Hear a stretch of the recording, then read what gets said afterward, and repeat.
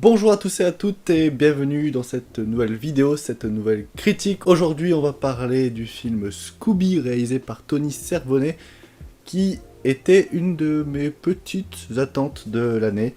J'adore Scooby-Doo, je fais partie de la génération Ludo sur France 3 qui pouvait regarder des épisodes de Scooby-Doo et des Looney Tunes tous les dimanches matins avec Bunny Tonic. Et aussi sa cartoon au soir, mais ça c'était pas Scooby-Doo. Je fais partie des rares personnes qui apprécient plutôt correctement les deux Scooby-Doo en live action, donc le premier et surtout le deuxième. Je préfère le deuxième par rapport au premier, ce qui est un peu différent de tout le monde, parce que j'ai grandi avec, même si en tant que film c'est pas non plus des chefs-d'œuvre absolus. Et j'ai regardé la majorité des films d'animation Scooby-Doo sortis à l'époque, des films en 2D, etc. Et j'ai regardé quelques épisodes de la nouvelle série Scooby-Doo qui est plus en 3D, et c'était pas trop mon truc. Donc du coup on m'avait annoncé qu'il y avait un film Scooby-Doo en 3D qui sortait cette année. J'étais un peu anxieux, et je me suis retrouvé face à la bande-annonce de ce Scooby qui montrait la jeunesse de Scooby-Doo et tout ce qui se passe. Comment ils se sont rencontrés, Scooby-Doo et Sammy, comment l'équipe des fameux enquêteurs s'est réunie, et bordel la douche froide. Quelle douche froide. Je suis légèrement énervé, mais je tourne la vidéo tard le soir, il est 23h maintenant, et j'ai regardé le film plus tôt dans l'après-midi. J'ai eu le temps de me calmer un petit peu, parce que faire une critique vraiment à chaud après le visionnage, je pense que j'aurais été beaucoup plus salé que ça. Mais quelle douche froide. Quelle douche froide. Alors déjà, je vous ai dit que le film devait raconter, selon la bande-annonce, les origines des fameux enquêteurs, et les voir un peu enfants. Et le truc, c'est que 10 minutes au début du film. Après, on part sur une enquête, tout ce qui est le plus normal de Scooby-Doo. Enfin, normal. Ils ont encore changé des trucs, comme d'habitude. Hein. Ils savent pas reproduire la même recette qu'à l'époque. C'est dommage. On va venir point par point sur ce qui me déplaît. Je pense pas que je vais faire une vidéo non plus de 3 heures, parce que ça ne mérite pas 3 heures de mon temps. Déjà que j'ai donné 1h30 au film. Et ça a tous les défauts des films d'animation actuels, outre les films Pixar, Disney, bien qu'ils sont en train de tomber de petit à petit dedans. C'est essayer de trop coller au monde actuel, en faisant des références qui sont dignes de ce qui arrive maintenant, mais peut-être pas en 10 ans. C'est le cas pour tout ce qui est Emoji Movie, tous ces trucs-là, enfin tous ces films d'animation, même Lego, la grande aventure Lego 2, enfin ce genre de truc qui moi me dépasse. Le film va faire des références à Netflix, Twitter, Tinder même. Il va même en parler, le dire textuellement. Et c'est plein de trucs comme ça qui m'énervent, mais ça encore, ça peut passer si l'histoire à côté est bonne. Là, on commence le film au tout début, la rencontre entre Sammy et Scooby. On commence à rencontrer Fred, Vera, Daphné. Ils résoudent leur première enquête en tant qu'enfants, et d'un seul coup, on est projeté vers le futur. Ce qu'ils sont après, ce qu'ils sont comme on les a connus au départ. Et je trouve ça un peu malhonnête de vendre la com sur justement leur enfance, alors que c'est que 10 minutes sur un film d'1h30, enfin c'est vraiment peu. Là déjà je trouve qu'il y a une malhonnêteté globale sur ça, mais ensuite ce qui m'a le plus, je pense, fait rager, c'est que c'est pas le Scooby-Doo que j'aime, c'est pas le genre de film Scooby-Doo que j'aime. Je peux comprendre qu'ils ont envie de faire de la nouveauté, etc. Sauf que Scooby-Doo, c'est un peu comme Code Lyoko, si vous avez connu. C'est vraiment, chaque épisode a le même arc, a la même structure. Au départ, monstre qui empêche à une personne de vivre correctement, l'enquête qui se fait, et résolution à la fin, en retirant le masque, en trouvant comment le mec lambda se fait passer pour un monstre. Et là, vous aurez pas ça. Ils vont même te faire un troll sur le masque à la fin. Enfin bref, c'est assez ridicule. Là, le méchant est révélé dès le début du film. On sait déjà c'est qui se cache derrière tout ça, parce qu'on le voit textuellement. C'est un vrai méchant de film, de super-héros presque. Et c'est un film de super-héros, j'ai l'impression, ce Scooby-Doo. Parce qu'il y a plein de personnages secondaires qui vont prendre place, et qui vont même voler à vedette des fois à l'équipe d'enquêteurs. Fred, Daphné, Vera, ça sert strictement à rien dans le film. Sammy, il est là, il sert à quelque chose pendant les 2 tiers, mais le reste, il y a même un tiers où il va se remettre en question et on va plus le voir. C'est un film qui est centré sur Scooby-Doo, mais surtout sur ses personnages secondaires. Parce que le méchant, c'est Satanas qui veut retrouver Diabolo. Vous savez, les fous du volant, etc. c'est lui le méchant. Déjà, qu'est-ce qui est venu à la tête des scénaristes de mélanger les dessins animés comme ça pour un film qui s'appelle normalement Scooby? C'est-à-dire qu'il y a des enfants qui auraient dû aller au cinéma voir le film Scooby parce que les parents ont grandi avec ces dessins animés quand ils étaient plus jeunes, et qu'ils allaient découvrir quelque chose de totalement neuf et qui n'a rien à voir avec l'origine même de Scooby-Doo. Je ne comprends pas. Satanas et Diabolo en plus. Bon, j'adore leur design dans le film, par contre. C'est le design de Satanas et le design de Diabolo, surtout celui de Satanas, me fait penser au design de Captain Crochet dans le film Peter Pan. Et je trouve que le design en 3D colle hyper bien, tout comme Scooby-Doo, je trouve qu'il est hyper beau en 3D. On a même l'homme des cavernes, je sais plus comment il s'appelle, mais c'était un dessin animé également Warner à l'époque. J'ai même plus cru qu'ils allaient ramener les pierres à feu, etc., qu'ils allaient faire un gros crossover ultime. Ils l'ont pas fait, mais bon, c'est quand même un sacré crossover de voir Scooby-Doo avec Satanas et Diabolo. Je pense que ça a déjà eu lieu dans un des dessins animés il y a longtemps, mais de là à le mettre dans un film qui touche aux plus jeunes, mais qui donne... En fait, c'est particulier, j'arrive pas à savoir quel public vise le film.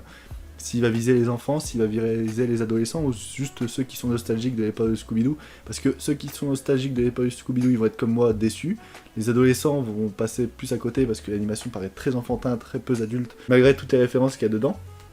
Et les plus jeunes, les tout petits enfants, vont connaître peut-être Scooby-Doo parce qu'il y a une nouvelle version qui a été faite, mais Satanas et Diabolo, l'homme préhistorique qu'il y a dans le film, machin, ils sont là comme des références, même s'ils sont classifiés comme méchants ou PNJ numéro 56 000, et bah, ils existent dans nos mémoires, car on les connaît. Mais ça serait des personnes lambda, ils n'auraient pas le charisme qu'ils ont maintenant. Leur charisme repose sur la nostalgie qu'on apporte, et si on connaît ces personnages dans l'univers animation Warner. C'est comme si tu fais apparaître, je sais pas, Bugs Bunny avec Scooby-Doo dans ce film-là.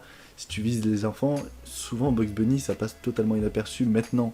C'est plus un personnage qui est dans l'air du temps. Tu fais venir Pas de Patrouille, ils vont connaître. Ça, y a pas de souci.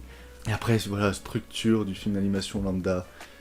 C'est des fois, il y a des trucs qui vont arriver de nulle part, mais c'est justifié parce que c'est animation et pas dans le monde réel. Mais en tant que scénario, en tant que tel, c'est Deus Ex Machina ou ce genre d'arrivée de personnages, etc. ne colle pas du tout. On a un personnage de super-héros, et c'est pour ça que je dis ça, c'est que c'est vraiment, il y a Satanas qui veut retrouver Diabolo, et donc du coup il va mettre en péril toute une ville, tous les gens, une amitié, etc. Et du coup, bah, l'équipe de super-héros va devoir le vaincre. Donc je sais plus, c'est Blue Falcon, il me semble, ce super-héros qu'il y a dedans, c'est un super-héros un peu loser, et qui vit de par la mémoire de son père, etc. Et voilà, ça colle pas, c'est pas bon, c'est pas bien. C'est un film Scooby qui essaye de rentrer dans l'air du temps et qui reproduit tous les clichés à ne pas faire pour les films d'animation qu'ils essayent justement de rentrer dans cette ère du temps. L'animation est pas moche en plus, quand c'est des plans larges on voit que c'est simple et qu'il n'y a pas beaucoup de fond derrière, pas beaucoup de vie. Et quand on se rapproche plus vers des gros plans ou avec très peu de détails aux alentours, mais en se concentrant vraiment sur un personnage, on voit que l'animation est travaillée, et c'est ça qui est dommage, c'est qu'on voit le potentiel qu'il y avait derrière, mais l'enquête déjà est bâclée et pas normale, et c'est une aventure, mais pas une enquête, alors que c'est comme si tu fais un film Inspector Gadget qui est un film d'aventure plutôt qu'un film d'enquête. C'est débile, ça n'a rien à voir. C'est pas avec le personnage, je comprends pas. Et bien évidemment, à la fin, ils ont réussi à vaincre le méchant, et ça finit avec un DJ qui arrive et une danse, et il commence à danser, etc.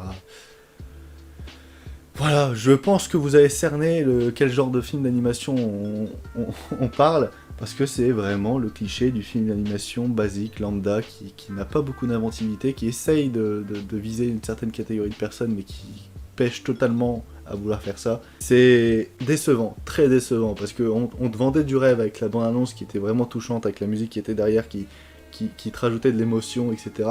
Quelque chose qui allait pouvoir te faire plonger en enfance, mais finalement ton enfance elle est détruite, et tu n'y replonges pas du tout, parce que c'est un film qui joue sur l'air du temps, et non pas sur ton aspect nostalgique.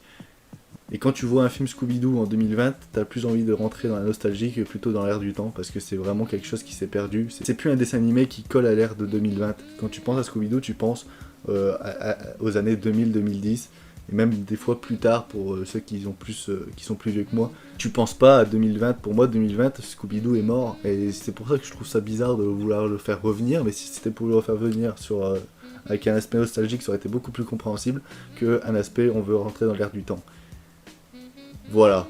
Et en plus, il y a plein de musique. Déjà, quand le film s'ouvre sur du Tupac, voilà, il y a même pas de composition vraiment originale derrière. Les compositions originales passent totalement à côté.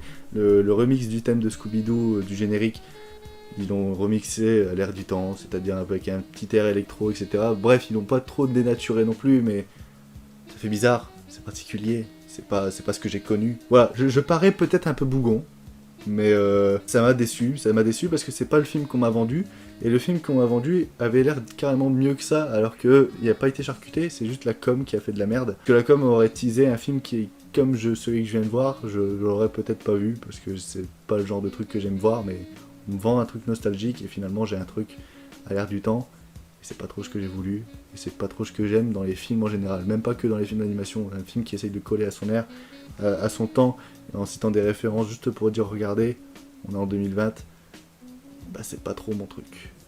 Voilà. Je sais pas si vous avez vu Scooby, n'hésitez pas à me dire ce que vous en avez pensé. D'après les premiers retours que j'ai eu sur le film, les gens pensent majoritairement comme moi, et c'est totalement compréhensible. Mais voilà, si vous étiez tenté à regarder Scooby parce que X ou X raisons, si ces raisons ne collent pas avec ce que je viens de dire, et ben ne tentez rien et ne le lancez pas, ça peut vous faire plus de mal que de bien. Voilà, et si vous avez des enfants et qui cherchent un film d'animation, ils peuvent trouver carrément mieux autre part. Voilà, c'était la critique de Scooby de Tony Cervone. J'espère qu'elle vous aura plu, j'espère qu'elle vous aura dissuadé de regarder Scooby parce que c'est vraiment pas bien. Et on se retrouve très prochainement pour de nouvelles critiques, de nouvelles vidéos. C'était Louane, j'espère que j'ai pas fait trop de fautes d'orthographe et de diction dans cette vidéo parce qu'on me l'a reproché bien gentiment dans une précédente vidéo. J'y peux rien, ça par contre j'y peux rien, j'ai toujours été comme ça depuis ma tendre enfance, j'ai fait 3 ans d'orthophonie, ça n'a rien changé. Je parle comme ça dans la vraie vie, que ce soit alcoolisé ou non, enfin...